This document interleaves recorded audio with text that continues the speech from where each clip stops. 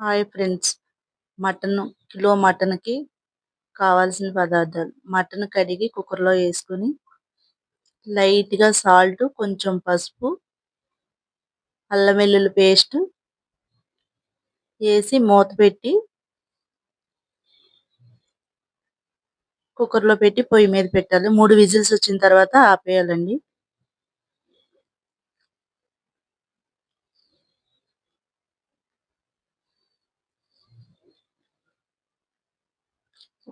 కావాల్సిన పదార్థాలు: ఉల్లిపాయ,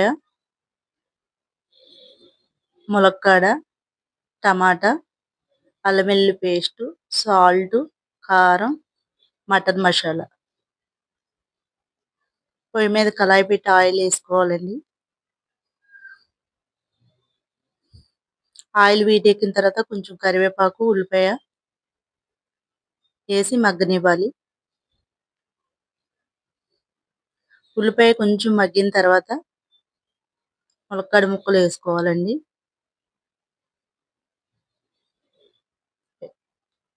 కొంచెం పసుపు, టమాటాలు వేసి కలపాలి. ఇప్పుడు అల్లం వెల్లుల్లి పేస్ట్, సాల్ట్, కారం వేసి కలుపుకోవాలండి.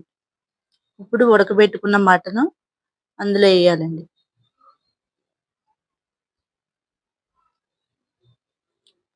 కొంచెం గ్రేవీ కోసం గసగసాలు, కొంచెం 4 జీడిపప్పు పలుకులు వేసి పేస్ట్ పట్టుకొని,